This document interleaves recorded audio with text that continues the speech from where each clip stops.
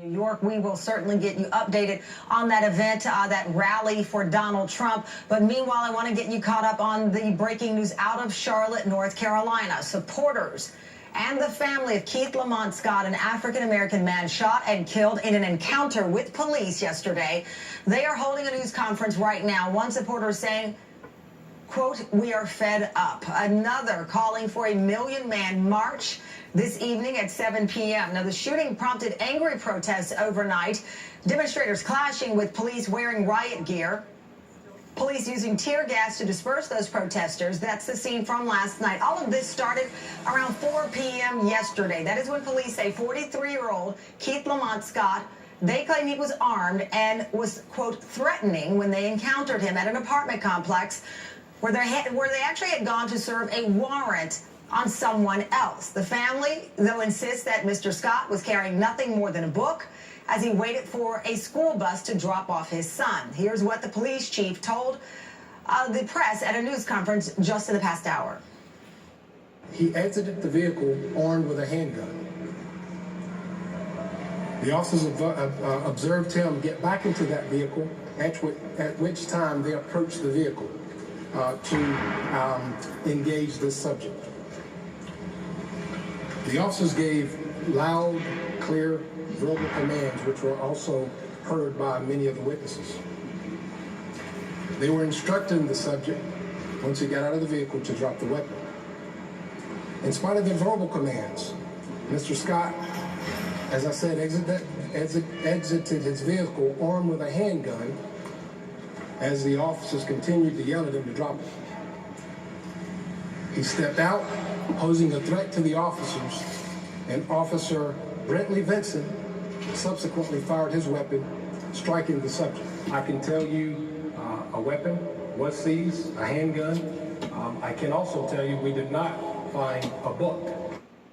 Now, a woman identified as a family member of Keith Lamont Scott tells a different account of events. He didn't have no gun. He wasn't messing with nobody. They jumped out their truck. They said, "Hands up." He got a gun. He got a gun. Pow, pow, pow, pow.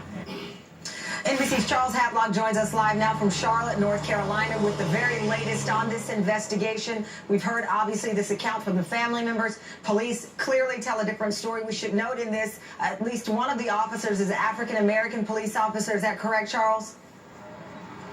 That is correct. The officer who killed Mr. Scott is also black. Now, this happened just down the street here at 4 o'clock yesterday afternoon. A warrant task force had gone in looking for one man, but somehow Mr. Scott got their attention. He was sitting in his car waiting on his son to be dropped off from school, but he got out of the car holding a handgun, and that got police attention. They converged on him. There were 4 officers, 3 were in uniform. One was a plainclothes officer with police on his chest. That was Mr. Vincent. They gave Mr. Scott commands to drop the weapon. He got back in his car and then, for unknown reasons, got back out, still holding the gun. Now, this is all corroborated, according to police, by witnesses who saw the gun and heard the police loud and clear giving Mr. Scott orders to drop the weapon. But the police took that as a perceived threat, and he was shot.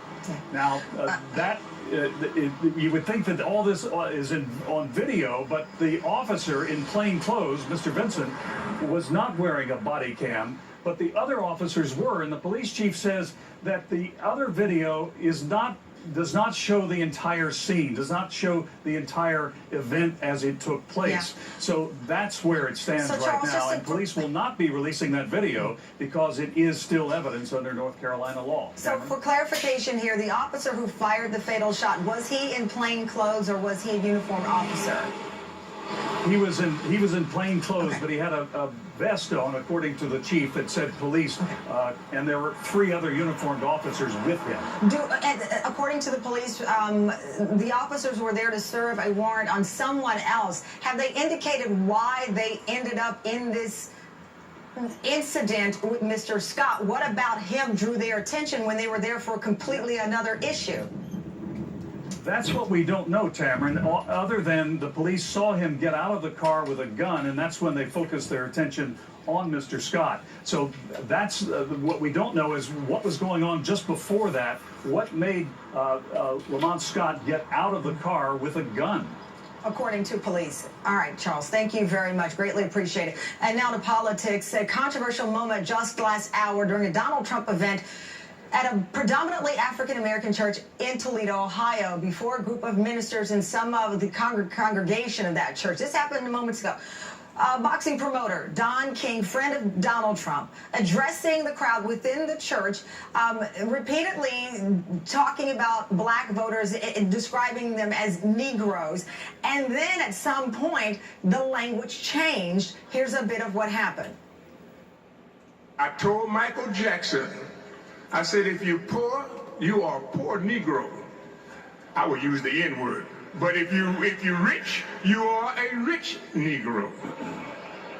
If you are intellectual, you're an intellectual Negro.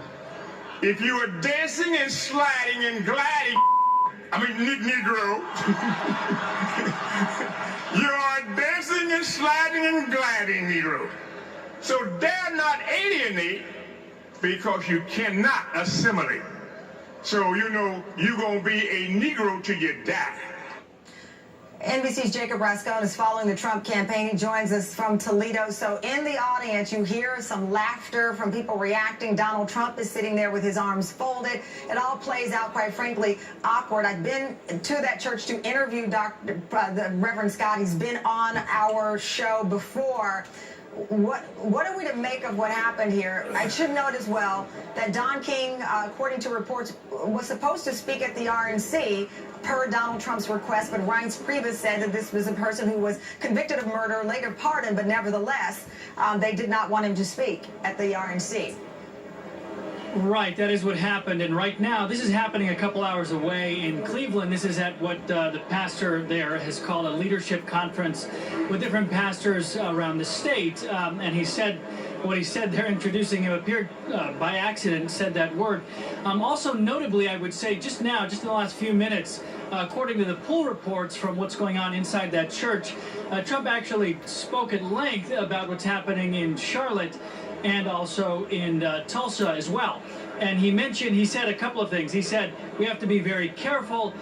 It appears, he said, as far as what happened in Oklahoma, that the person was doing everything that the officer asked him to do, and that he was very troubled by it. This is interesting that he was be talking about it in this way, that we haven't heard him talk about it. He did send a couple of tweets earlier today, but that's what we know right now about what's happening inside of that church, Tim. Which is interesting, Jacob, and we'll talk more about it, but also to your point, Donald Trump, and this may be the first public comments that he's made on these recent shootings involving African Americans. He went on to say about this woman, this police officer who fired the shots in Tulsa, said that maybe she went into, quote, shock, and that people like that should not maybe be police officers. The audience stood up and gave him an applause for that. You could hear Don King, chanting in the background, the next president. Donald Trump has always touted his support with police unions. I'm curious to see how this comment from Donald Trump plays out with them. We know the RNC was heavily stacked with police officers and those who made this line that you could not support police and still be outraged by some of the things that have happened within minority communities.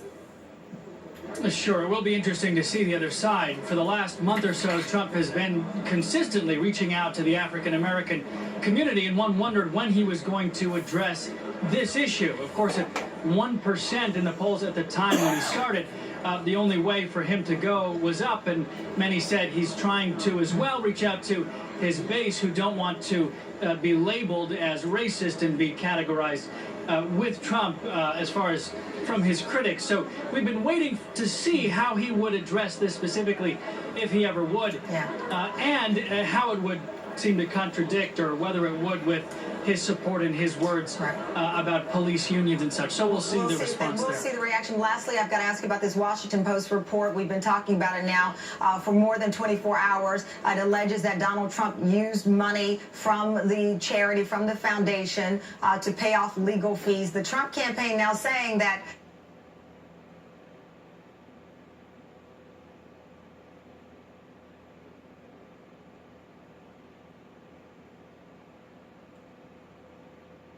very passionately about this shooting in Tulsa as well, and this is obviously something that she seemed quite emotional about, to be honest with you, yesterday.